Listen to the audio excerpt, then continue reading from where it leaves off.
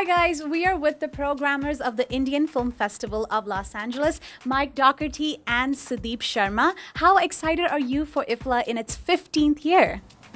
Well, yeah, we're really excited. I mean, it's amazing that it's been 15 years already, and we have a couple. We're really proud of the program, but the big change this year is that we're downtown, and we're really excited about being in a new home and a new place. Yeah, and we've been growing pretty much every year, and every year more filmmakers want to join us at the festival. This year, I believe we have 23 filmmakers coming to represent the films that we're showing.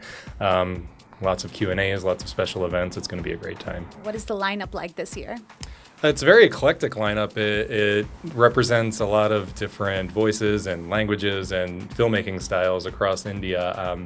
Some of our most special events are our opening and closing night gala. Opening night is Lipstick Under My Burqa, directed by Alankrita Shrivastava, which has been kind of tearing up the festival scene around the world. It's been winning awards pretty much daily now. If you look in the news, every day it seems a new festival is given an award. And our closing night film is Hotel Salvation, directed by Shubhashish Bhutiani, and the lead actor Adil Hussain is going to be joining us for closing night. Yeah, and we have a filmmaker roundtable on Saturday where the filmmakers in attendance will be be in a conversation with a Sundance programmer, John Nine, and this is the second year we've done that, and last year was very successful, and we had a great response, and it's a really great opportunity to hear from all the filmmakers that are at the festival at one time, talking about filmmaking in India right now and what they think about the scene and what's happening. And last year we saw a lot of women-centric stories and films that were produced and directed by women. So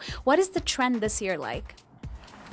Well, I mean, that trend has kind of grown again this year. We have 6 features with female directors this year and 3 short films with female directors, and a lot of women-centric stories and, social justice issues. And I think that has been the emerging trend in independent Indian cinema lately, as people are giving voice to the voiceless and talking about important issues and challenging subject matter. And every year the films just get better and better, and this year I think people are going to really enjoy seeing that. Do you have any favorite films from this year that you'd like to share with our viewers?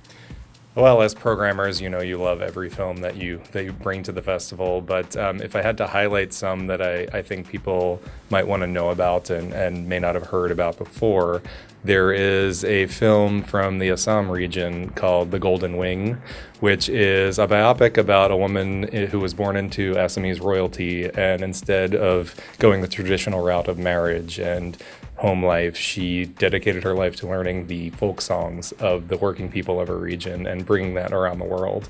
And I mean, the film just looks beautiful. The Assamese region is photographed beautifully, and the songs are fantastic and weave through the story in such a graceful way. Mm-hmm. It's just, it's something you really need to see on the big screen. Machines about mills in Gujarat, and just about the hard work and the invisible work that a lot of laborers do in these very mechanical settings. And it's also, strangely, a very beautiful film as well. So IFFLA used to happen at the ArcLight in Hollywood for all these years, and now you've changed the venue to LA Live. So how is that going to change this year particularly?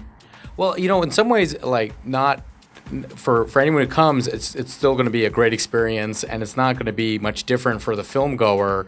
But for people who have come in the past, it is a little bit different. We are downtown. It's in LA Live.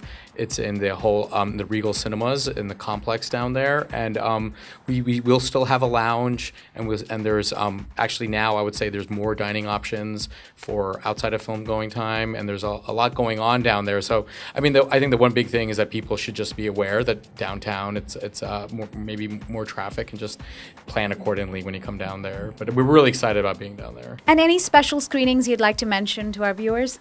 Yes. One thing that IFFLA has often done throughout the years is highlight some of the best in diaspora cinema from filmmakers working outside of India. And since it was our 15th anniversary, we thought we should highlight a film from the past that kind of really spoke to that beautifully. And we've chosen Chutney Popcorn, directed by Nisha Ganatra. So on Sunday, April 9th afternoon, we will have a screening of that film, as well as Nisha joining us for a discussion of her career. And I believe some of the actors that she's worked with over the years will be joining her. I mean, she's had a great career both in front of the camera and behind, and she's still directing today. I believe she's just been directing Transparent for Amazon. So it should be a really exciting event there. So what other activities can festival goers expect from IFFLA this year, other than just watching the movies, of course? Well, we have lots of special events actually for the music lovers in the audience. We're going to be having this great night on the Thursday night of the festival, Thursday the 6th, with Zakir Hussain, the tabla maestro, who is coming to kind of discuss his career, along with Zain Dalal, who's the conductor of the the Symphony Orchestra of India.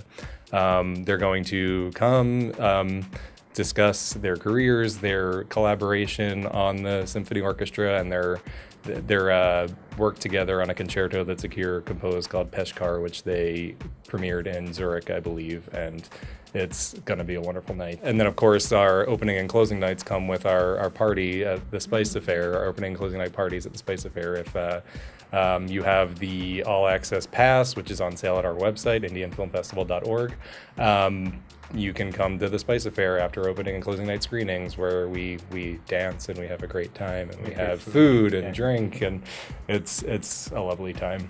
Which is my next question. How can anyone get the tickets, and what is the procedure for that?